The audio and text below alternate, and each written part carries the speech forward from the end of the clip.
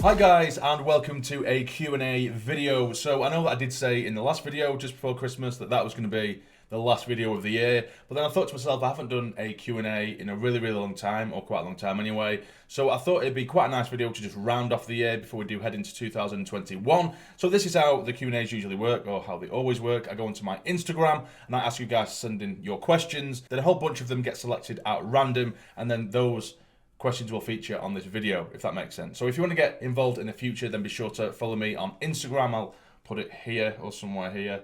Yeah, there you go. But before we do get into it, I hope you all had a brilliant Christmas. You stayed safe and enjoyed time with family and friends if you could, and of course if it was safe. But let's get into the video. Now, the first question we do have, I've wrote a few down on my notepad, and I've also got a few on my phone as well, so I'll just check these ones out on my notepad over here. So the first question is from Hulk_Cass10, good friend of mine, Cass. He asks, if you could pick one player to come to Sunderland in January, who would it be? Now, if you're talking about unrealistic players, then I'd say Erling Haaland, who I believe is one of the best strikers in the world right now. I absolutely love him. I think he's the most exciting striker on the planet. I think he's that good. I rate him so highly. Of course, he's banging goals in left, right and centre for Dortmund. But of course, I'm guessing he means a realistic signing. Now, for me, I think the key position we need to improve in is, well, our striking department. Of course, you've got Charlie Wyke, who is the only striker who's scoring goals. Of course, we've got other players that are chipping in and everything, but we need another striker. You know, Grigg isn't cutting it. I don't think he ever will, in all honesty.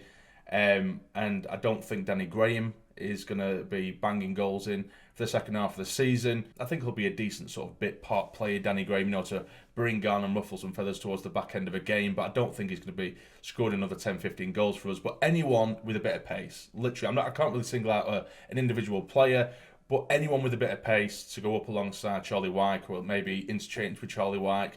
We're desperate for pace, and that's all I can say. So a pacey striker would be my number one priority this January. Thomas, SAFC fan, asks, what was your favourite away day to go to? Now, we've had this question a couple of times before, I believe, in previous Q&As. But if you didn't know, Aki away became my trademark favourite away day, because the first time I went to Aki away a couple of seasons ago, basically it started off with a joke, because I got there with a couple of mates and noticed that it was 5 bottles of beer for a tenner. It was something like that. Was it 5 for a tenner? It was something like that. It was something crazy, ridiculously cheap. Can't remember exactly what the price was. I think it was that. And I can remember just noticing that deal literally like 5 minutes before kick-off. I was amazed. So I thought, even though there's no way I can neck 5 beers myself, I just thought this is such a good deal. Grabbed the 5 beers, a big bottle of beers, had them between my mates. I was giving out bottles of beer throughout, just behind the stand, how it works at Aki. Just downed all these beers and then went in. So that was just a really good start, and that's how it kind of started, the joke that Aki away is my favourite away day. But in general, it is actually a really good away day. The people there are really nice. There's a pub right next to the stadium where all the away fans get in. Really nice pub. It's quite a good family atmosphere. They have sort of like a gazebo outside the home stands, and there's almost like karaoke, like a disco in there. It's pretty crazy, really. But yeah, I've always enjoyed Aki away. I've been good 2 or 3 times now. I love it that much. So Aki away is my favourite away day. Now on to a very serious question indeed from, I apologise for butchering anyone's names here, Pokeef _18 asks, would you rather have deep paper cuts all over your body and jump into a pool of lemon juice, or have Sunderland go through another season with Lee Camp in goal? Now, I remember when I first read this question, I literally gipped, because just the thought of getting into a pool of lemon juice after getting a load of paper cuts all over your body, it'd be grim, to say the least. But what was also grim was Lee Camp's goalkeeping for us. He was an absolute joke, the worst goalkeeper I've ever seen in my life. So I think I would probably have to take one for the team and get in that pool with paper cuts, because I think Sunderland fans would do a lot worse to me than paper cuts if they allowed Lee Camp to go back in goal. Now, the next question is a question that was asked quite a lot throughout my DMs, and I've been getting it a few times anyway, so I thought I'd just put it on here and not really label it towards or attach it towards one person, but basically just asking what my New Year's resolution is. Now, my New Year's resolution, for those of you who don't know, I smoke an e-cigarette, and I have done for a long time now. I quit smoking actual cigarettes about 5-6 years ago. I'm very proud I haven't touched a cigarette in 5-6 years, but a way in which I dealt with that was through an e-cigarette, and I am on that a lot, like a ridiculous amount. I keep it away from my videos, and so you don't really see me on it, but I do use my e-cigarette quite a lot, and I do want to get really fit this year. If you watch me on it, if you follow me on Instagram, you'll see that every now and then I'll post really cheesy and cringy gym pics, but it's just something, you deal with it. But that's just me doing a lot of weightlifting, because that's what I enjoy doing. I love weightlifting, but I hate cardio, because after a minute or two, my gasket is genuinely gone. And a lot of that is due to my smoking of my e-cigarette, because my lungs are basically on their arse. I'm literally coughing like mad as soon as I run a couple of minutes, and I want to be able to obviously get back into football again, get fit, and just be able to run more than 5 minutes without wanting to just keel over and die.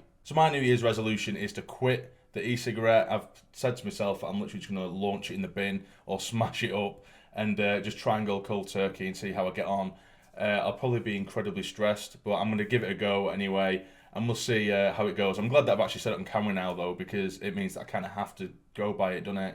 So I could screw myself over it, but I'll give it a go. The next question is by Chase_J_15. He says, can you wrap up 2020 in 3 words? Shit. Finn_Miller04 asks, if you was to see Sunderland lift any trophy, what would it be and why? Of course, right now I'd like to see us lift the League One trophy, but in general, in my lifetime, I would love to watch us win the Premier League, which would never happen. Of course, it's the Champions League as well, but just to be the champions of England would be absolutely insane. Maybe we could do a Leicester, in a couple of decades' time. But I think the Premier League is the one that every English fan wants to see their side lift. Of course, like I say, you've got the Champions League, which is the best competition on the planet in terms of football anyway. But the Premier League, if Sunderland won the Premier League in my lifetime, I'd die a very happy man. Do you know what I mean? Still Tub Thumping asks, if 2020 was a football player, who would it be? Now, 2020, if we have to relate to a player that's a bit like a virus, someone who's outstayed their welcome, but they just won't go away when no one likes them, it's got to be Jack Rodwell. Black.cats._ asks, do you think you'll ever move to Sunderland / near Sunderland? Now, again, this is a question I get asked quite a lot, and I think, yes, that's always been in my thoughts for a very long time, and I nearly did move up to Sunderland a year or so ago, but things just changed and another opportunity arose. But I think what would really decide me moving up to Sunderland, even though I'd like to do that anyway, is, if I could one day, which may or may not happen, probably won't, one day rely on this channel financially, which I can't even nearly do that right now, by the way. I earn nowhere near enough money from the channel to be able to buy myself a takeaway, let alone anything else, if we're being completely honest. But if one day that did happen, then yes, I'd move up to Sunderland straight away, because with my content and the kind of sort of fan base we have on this channel, it's mainly Sunderland based, so the best place for me to be would be Sunderland to get the kind of content I would want to get out as well, if that makes sense. But in general, I would, I'd love to move to Sunderland. I really would. I absolutely love the place as well as the club, of course. So yeah, one day, you never know. I'll never say never, but we'll have to see. Always Megan asks, do you fancy doing any more horror games on the channel next year? I definitely would love to see them. Well, I appreciate that you'd like to see them as well. And yes, absolutely. The thing is with gaming on this channel now, which has become a little bit of a problem, is because, of course, the channel started off as a gaming channel, and then, of course, it veered off in the direction of a Sunderland fan channel. So I've been kind of, or at least I've done it to myself, really. I've put myself in this little box of where I can only do certain content on this channel, which is why I've set up another channel, which is something I did a few months ago, but I will show you now, and it is Jamsarny Gaming. Whether I will actually end up posting on this channel, I don't know, but the reason I say that about putting myself in a bit of a box is that whenever I try and do something to expand the channel a little bit in terms of, different games or different kind of videos, they often either don't get viewed or they get disliked, because I've seen comments in those kind of videos, like Outlast videos. Luckily, in the end, quite a lot of people did like the Outlast videos, and I loved them. They're some of my favourite videos on the channel. But there's quite a lot of comments originally saying, this isn't the content I'm here for, therefore I've disliked the video. People have even said things like that. And I just think, yeah, but don't watch the video then. But it's not as easy as that. Some people only like to watch a certain type of content on a channel. So I have created jamsarny Gaming. I did do that a few months ago, but then of course a new FIFA came out, and I had no time to post anything on it. I have shipped over all the Outlast videos onto that channel, jamsarny Gaming, so you are free to subscribe to that. But of course, if you are expecting Sunderland content to be on there, then please don't subscribe, because that isn't what it's going to be at all. I might end up just posting random games, of just doing a couple of episodes of one game, then go on to another, just messing around. That is the plan for that channel in the future, if I do end up getting around to it. But as of right now, that you probably won't see any videos posted on, because I've still got quite a lot of content to get through on this channel. But in the future, yeah, if you want to go into jamsarny Gaming and subscribe, that'd be appreciated. But again, remember, it's not Sunderland content. It's going to be nothing to do with Sunderland. So if you're expecting that, don't do it. So in answer to your question, Megan, yes, I do want to do more gaming content. And Outlast 3 is coming out in 2021, which should be brilliant. I'm really, really looking forward to it. And I'll probably play that on jamsarny Gaming when Outlast does eventually come out. That'd be a great sort of opener, wouldn't it, to start off the jamsarny Gaming channel. So we'll see what happens with that channel. But yes, I should be doing a bit more gaming and horror games. I know you guys love to see me get shit scared, so... But that is all the questions we have today. So if you have enjoyed, please hit the like button for me. It'd be massively, massively appreciated. Again, like I said, this is going to be the last video of the year, so I hope you guys have a brilliant new year. All the best to all of you. And of course, if you want to get involved in these videos in the future, then make sure to follow me on Instagram. But for now, you take care and stay jamming.